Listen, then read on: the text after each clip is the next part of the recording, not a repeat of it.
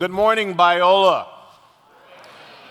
Well, I thought I was coming to California where I would find rain and cold weather, having left Atlanta yesterday morning where it was 27 degrees, only to get here and discover that it was 72. Now I'm having a problem trying to get back on my 2:25 flight to go back to Atlanta after having been here in this wonderful weather. I am delighted to be here at Biola, somewhere I've never been, and to spend this time with you. I'm always excited when I come into colleges and universities to hear the student body sing. In the early traditions of so many of our schools, singing was an intricate part of just being in a Christian school. That is kind of dying out because we're so used to being entertained by performers that the body of the student body, or the voice, or the singing voice, I should say, of the student body is almost silenced. So I'm going to challenge you this morning to energize that spirit of singing with a song that I think is very, very appropriate, and I will tell you now that although I'm a musician, I do not consider myself a singer. So if you don't consider yourself a singer, you're in good company. But the title of the song is Koinonia. It should be on the screen. Koinonia was written by V. Michael McKay, who is an African-American contemporary hymn writer from Houston, Texas. You say, wow, well, that sounds Greek. Well, it is. Koinonia is Greek which basically means to fellowship, or we think about the communion of people or one with another. These words were penned by Michael several years ago when he was asked by his pastor to write something for young people, your age, who were meeting at the Church Without Walls there in Houston, and he wanted something that would really kind of break the ice and allow students to fellowship with each other. And he penned these words, a wonderful horizontal text.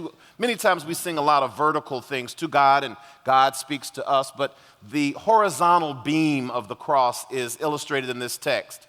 And it says, if you'll put it on the screen, "How can I say that I love the Lord, whom I've never, ever seen before, and forget to say that I love the one whom I walk beside each and every day? How can I look upon your face and ignore God's love? You I must embrace. You're my brother, you're my sisters, and I love you with the love of my Lord." Too often we go to churches and we discover that although they say they're places where we find love, you can find some of the meanest folk there who don't speak, who don't reach out to one another. But this song really challenges us to do that. And I'm going to sing a little bit just to get you familiar with the melody, and I want you to sing as well. This is not an audition for the choir, but this is for that congregational singing of the student body.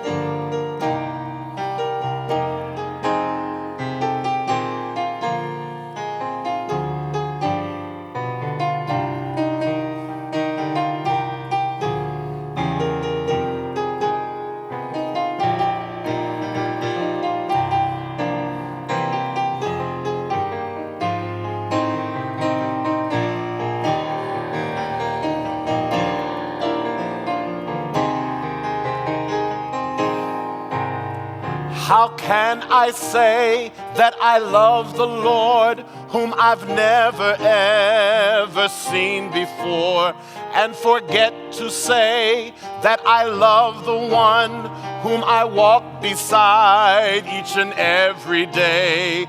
How can I look upon your face and ignore God's love? You I must embrace. You're my brother, you're my sister, and I love you with the love of my Lord. Oh, Try it with me. How can I say that I love the Lord, whom I've never ever seen before, and forget to say that I love the one whom I walk beside each and every day? How can I look upon your face and ignore God's love? You I must embrace. You're my brother, you're my sister, and I love you with the love of my Lord.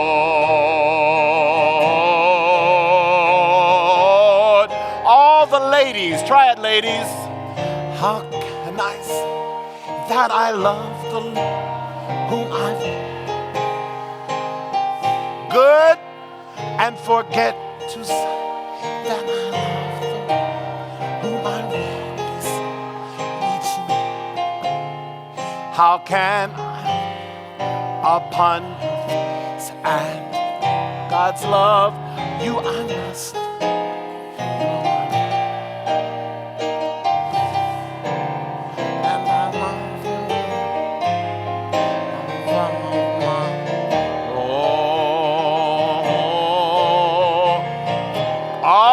come on, men, let's hear you.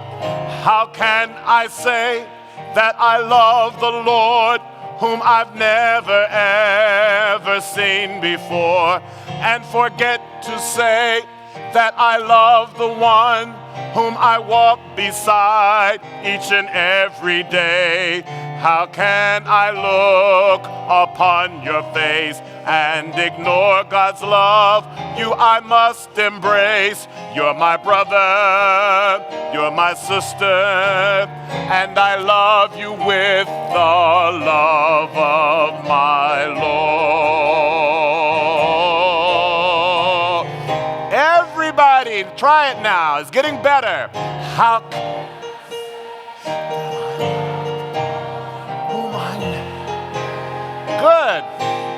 And forget that I love the one whom I walk each day. How can I face and ignore God's love? You I must. You're my brother, you're my sister, and I love you with boy, you're good. Come on, everybody, stand up now. Stand up and let's hear you. Top of your lungs. And how can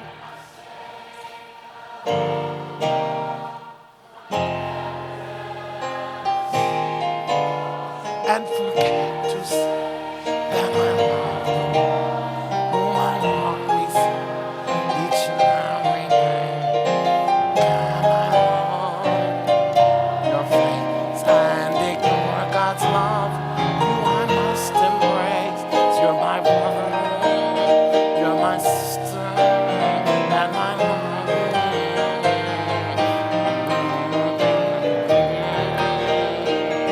Oh, now I want you to turn and sing it to somebody so that it makes sense. Tell them, how can I say that I love whom I've never seen before? Tell them, and forget to say that I love whom I walk beside each and every day. How can upon your face and ignore God? You tell them you're my brother, you're my sister, and I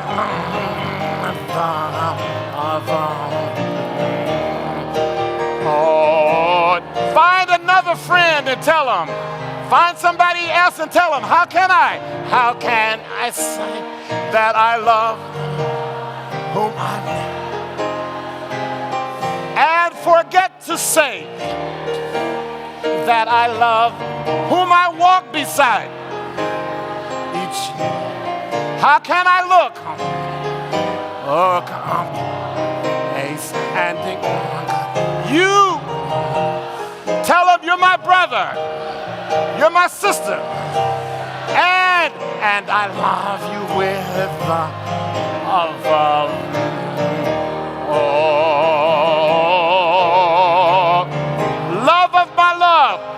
love of my...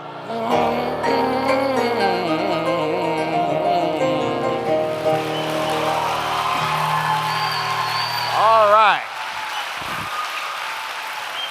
All right. You may be seated. Boy, doesn't that feel better? I wish I had written that song.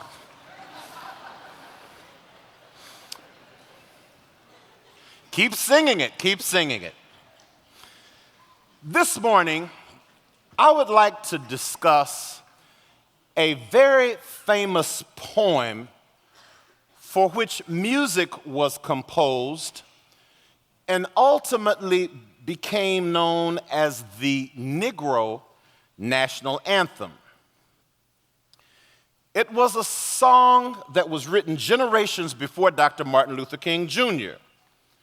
The civil rights movement as we know it, and the tumultuous days of struggle that are familiar to many of us. It is a religious hymn, but has a deep and profound social, political, and societal relevance. It is a song that speaks with profound clarity about the power of hope, overcoming the pain and suffering and oppression. As you will see, it is a hymn, or an anthem as it became known, that can be sung by any race, ethnicity, and group of people who have been victorious over oppression. The year was 1900. The place was Jacksonville, Florida, where two brothers, James Weldon Johnson and John Rosamond Johnson, were born, and they were in their 20s working at a school for black children. James was the principal, and John was a music teacher. James Weldon was asked to give a speech at the elementary school to commemorate the birth of Abraham Lincoln. At the time for his speech, or as the time approached for his speech, he decided to write and deliver a poem. He spent as much time, if not more, on the poem than he did probably on a speech that he would have written.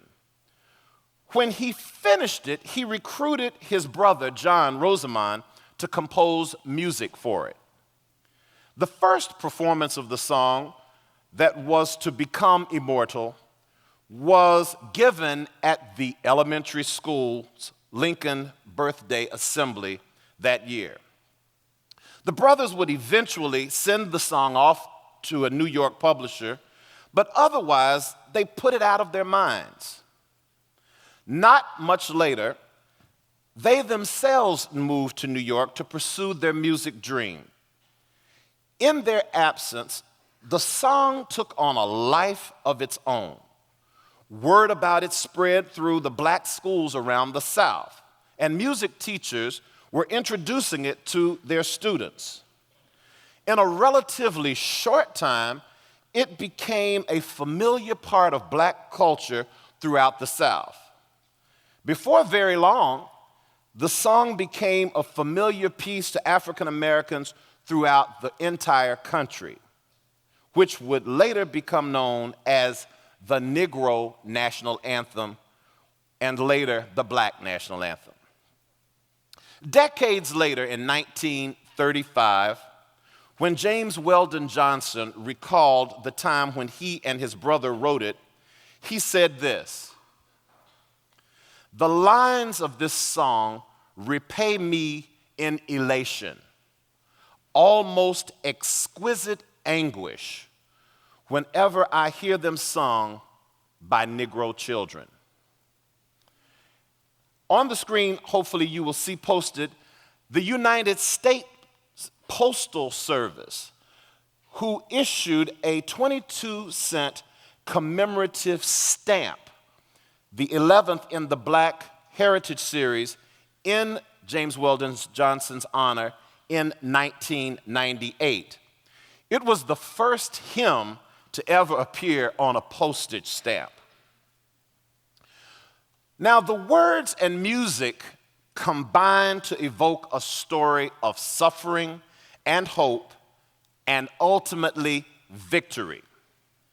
The lyrics are written in the first person plural. It is the story of a people, not just a person. In the second stanza, it recalls the legacy of slavery. Stony the road we trod, bitter the chastening rod, felt in the days when hope unborn had died, and so on. And then it says, we have come over a way that with tears have been watered. We have come treading our path through the blood of the slaughtered. Yet the song offers us an uplifting spirit of hope and triumph, hinting that the suffering was not in vain because the people learned and grew as a people because of their suffering. Another line says, sing a song full of the faith that the dark past has taught us. Sing a song full of the hope that the present has brought us. As we will see in a moment, the last stanza is in the form of a prayer, almost in the form of a biblical psalm. It tells of gratitude for the faith that brought them through such times of terror and the faith that they will continue to overcome oppression. James Weldon and John Rosamond were fortunate to have many advantages that other blacks in that time didn't have. Tracing their heritage to prominent families from the Bahamas, their father James was a head waiter at a resort in Jacksonville, and their mother Helen was a school teacher at the segregated school for black children in town. The city only offered education for blacks until the 8th grade. So James and John finished their public schooling at that time at the school where their mother taught. But their education, formal and informal, was really just beginning. Their mother was musically talented, and both brothers learned to play several instruments. John Rosamond was especially talented musically and was playing the piano with some proficiency at age 4. After finishing school, John enrolled in the distinguished New England Conservatory of Music in Boston. There he studied with some of the most accomplished musicians in the United States and earned a reputation as a talented composer and performer within the musical community. Meanwhile, James Weldon enrolled in college at Atlanta University, from which he graduated in 1894. After their higher education, the brothers eventually returned home to Jacksonville. Holding among the best musical training possible in this country, John Rosamond became a music teacher to the black school he earlier attended, and James Weldon, at age 23, became the school principal. During these years, 2 things happened. James Weldon studied law on the side, self-educating himself on the subject, and became the first black to be admitted to the bar in the state of Florida. John Rosamond continued composing music and stayed in contact with colleagues in New York City. Brother James continued writing poetry, which he began doing in college, and they discovered they could collaborate successfully in writing music and lyrics. This activity inspired a whole new life and a new dream for the brothers. In 1900, they left Jacksonville and moved to New York City, where they began their career as music writers for Broadway, joining as a team with an established black composer, Robert Cole. The risk proved to be surprisingly successful. James went on to write a novel, autobiography of an ex-colored man. He also composed poetry, and with John, turned out over 200 songs for the stage. James was also appointed U.S. consul to Venezuela and later Nicaragua. In 1920, he became executive secretary of the National Association for the Advancement of Colored People, known as the NAACP. That same organization that adopted Lift Every Voice and Sing as its official song, which became known as the Negro National Anthem. Like so many other hymns coming from the Black experience in North America, this hymn is not only filled with just hope, but hope for the future. This is a song of a people who are liberated. This is the anthem of a people who will not give up. This is the cry of a people who will not be put down anymore. This is the chorale of a people who have experienced healing and salvation already. Yes, this is a political manifesto, but this is also the hymn of a people who have experienced the liberating message of the gospel. For those singing the hymn, the gospel of Jesus Christ indeed has become the good news of God. The good news that liberation, that liberating, that heals, that overcomes darkness and fears, and that turns things around in body, in mind, and in soul. Unlike so many hymns of the era within more established classes, this is a hymn that does not just speak of hope for a better life in heaven, neglecting the social, economic, and political realities. Neither does the hymn limit Christianity to a set of proper behavior in this life, which was quite common among the power elites in North America of the time. This hymn is neither full of syrup nor moralistic. But for the African American tradition, the Christian message was a holistic claim, as it seeks to engulf and penetrate every fiber of our being, and as it turns human beings around, not just in behavior, but in who we are in our entirety. Lift Every Voice and Sing is not just on people's lips, it's in their hearts.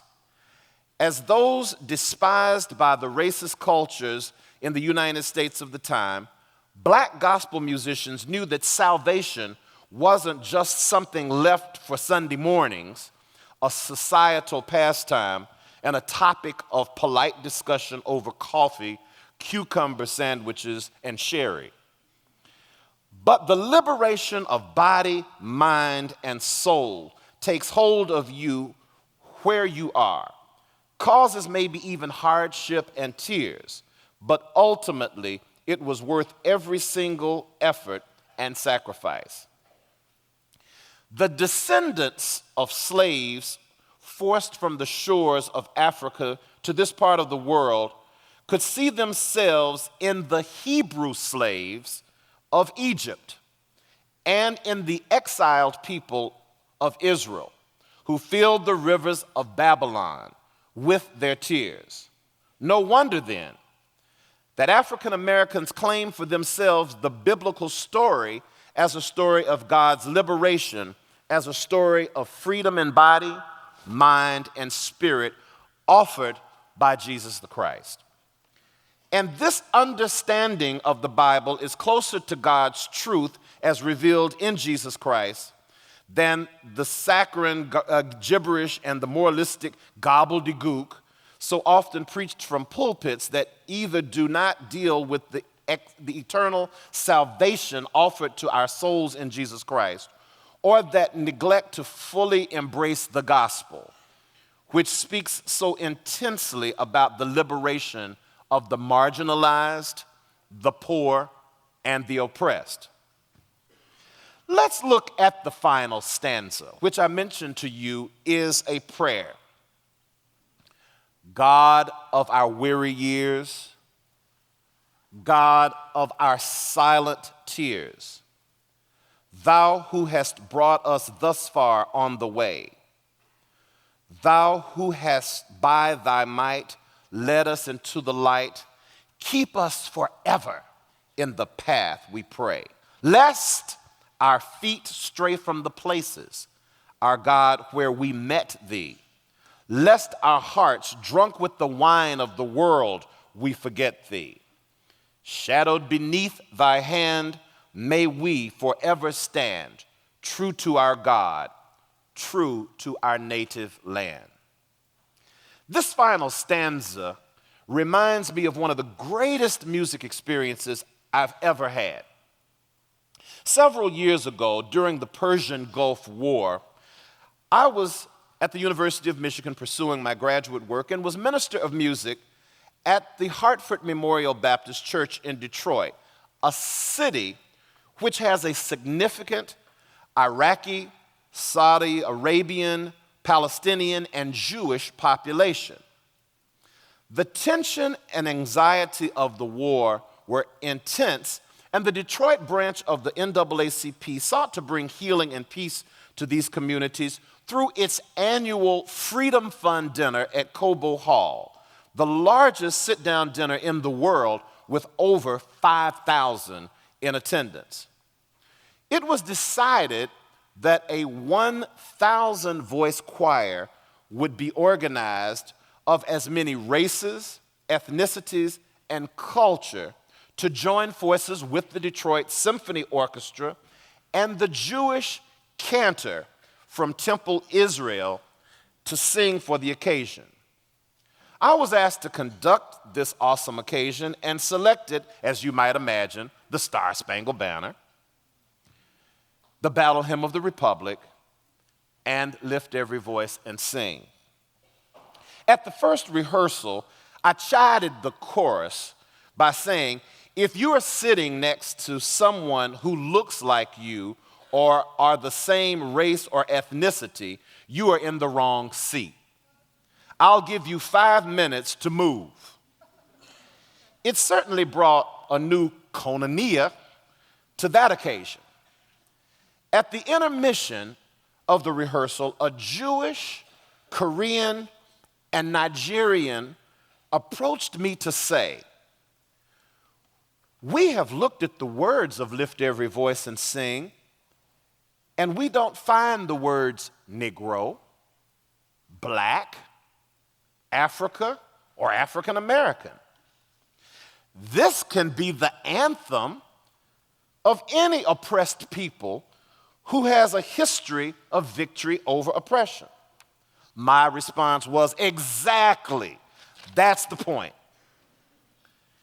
In a moving sermon entitled Lift Every Voice and Sing by the Reverend Bruce Clear at the All Souls Unitarian Church in Indianapolis, Indiana last February, he said, the struggle succeeds in large part only to the extent that hope can be kept alive. This is also for any struggle for justice, women's rights, immigrants' rights, gay rights, and so forth. In the case of African Americans, it is impressive to see the role that music has played to keep hope alive. He continues, Lift Every Voice and Sing reviews the pain of oppression experienced by those who experienced America for so many generations as a land not of liberty and freedom, but of bondage and persecution. And yet, a glimmer of hope never completely faded, for through it all the people who lived this story have never let go of their hopes, have never let the chains and whips of oppressors destroy their spirit. In the end, they will find their destiny and victory. Or one line of the song puts it this way, out of the gloomy past to where the white gleam of our bright star is cast. Now, it would be a mistake to think that because the Johnson brothers were more successful than their peers, or because they came from an unusual middle-class family rather than from poverty, that they were exempt from the experience of persecution that was so familiar to the vast majority of African Americans in their days. Because they were so successful, in some ways, they were able to see even more clearly how oppressive society was to most of their African American brothers and sisters. It is wondrous and hardly imaginable how many James Weldon Johnson texts could have been written with such spiritually enriching lyrics in 1970, despite the restraints ordained by Jim Crow laws, despite frenzied lynching and mob violence, despite the fact that white America had established an educational system teeming with stereotypes that had misrepresented and malformed virtually every external view of African American life. It's a wonder that he could pen something that had such power. Lift Every Voice and Sing is fittingly provocative, yet its message, ingeniously crafted, does not fuel the fires of racial hatred. Sociologist E. Franklin Frazier pointed out that in Lift Every Voice and Sing, James Weldon Johnson endowed the African American enslavement and struggle for freedom with a certain nobility. Frazier further noticed that Johnson expressed an acceptance of the past and confidence in the future. James Weldon Johnson once said that he felt, after going to Atlanta University, that he could do anything in life that he wanted to do, but soon discovered that the Jim Crow system did not allow status or individual liberation for African Americans, no matter what they achieved. However, with this, he still said, I will not allow one prejudiced person or 1 million or 100 million to blight my life.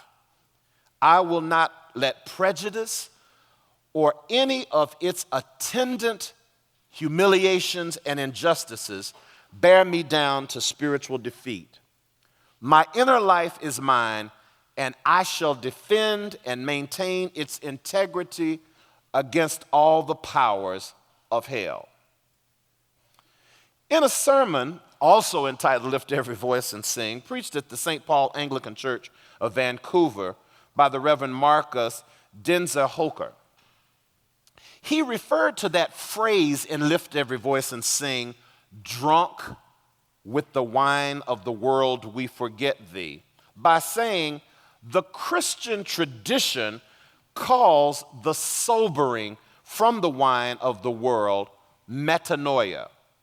It is a complete reorientation, a complete redirection from the ways of the world. Yet, this is not a horrific or horrible thing, but it is our hope and our salvation. Through metanoia, we can reclaim the amazing and awesome beauty of God, intended for each and every one of us.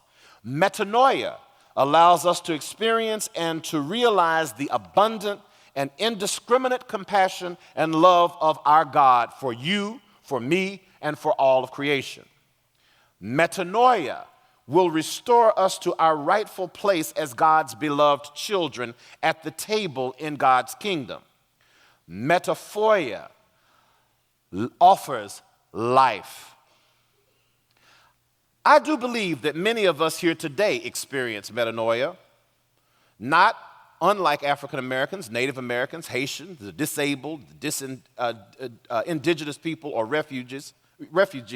Many of us experience captivity and oppression in some form or another. Yet our bodies find liberations, minds find rest, and souls find salvation every day of every week of the year. Biola University, through its mission and ministries, have offered relief, education, inspiration, and liberation for many, as it has been true to our God and true to the radical message of the gospel, not just with its lips, but also with its heart and with its action. Here, freedom in body, mind, and soul is offered and found, and not just in some distant future, but here and now, this semester. This does, of course, not mean that we are perfect. There is still much to do. We are all needed, and there is a job waiting for us. We are not done. So then, from the depths of our hearts, we must lift every voice and sing, till earth and heaven ring, ring with the harmonies of liberty. Let our rejoicing rise high as the listening skies. Let it resound loud as the rolling seas. As we just end, or we are about to end this discussion of this, I'm going to ask you to bookend this session by singing Lift Every Voice and Sing. I'm curious, how many of you know it or have heard it? Wow, that's a few, a very few. But I want you to look at the text. Let's go back to the first verse. Let's say the text together. Lift every voice and sing, till earth and heaven ring. Ring with the harmonies of liberty. Let our rejoicing rise high as the listening skies. Let it resound loud as the rolling sea. We sing a song full of the faith that the dark past has taught us. Sing a song full of the hope that the present has brought us. Facing the rising sun of our new day begun, let us march on till victory is won. Stanza 2. Stony the road we trod, bitter the chastening rod, felt in the days when hope unborn had died. Yet with a steady beat have not our weary feet come to the place for which our fathers sighed? We have come over a way that with tears has been watered. We have come treading our path through the blood of the slaughter. Out of the gloomy past, till now we stand at last, where the white gleam of our bright star is cast. And again, that last stanza, God of our weary years, God of our silent tears, thou who hast brought us thus far on the way, thou who hast by thy might led us into the light, keep us forever in the path, we pray. Lest our feet stray from the places, our God, where we met thee, lest our hearts, drunk with the wine of the world, we forget thee, shadowed beneath thy hand, may we forever stand true to our God, true to our native land. Now, I'm going to play this, and I want you to sing it.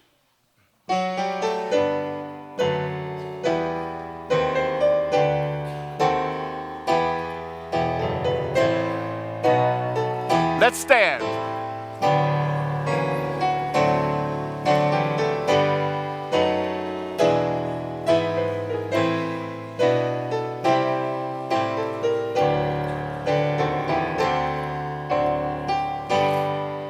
Together. Lift every voice and sing till earth and heaven ring. Ring with the harmonies of liberty. Let our rejoicing rise high as the listening skies. Let it resound loud as the rolling sea. Sing a song full of the faith that has taught us. Sing a song full brought us. Blazing sun of our new day begun. Let us march on till victory is won. Stanza 2. Stony the road we trod, bitter the chastening rod, felt in the days when hope unborn had died. Yet with a steady beat have not our weary feet come to the place for which our fathers sighed. We have come over a way that with tears has been watered. We have come treading our slaughtered out of gloomy past, till now we stand at last for the of our bright star. Now sing this last verse as our benediction, as a prayer.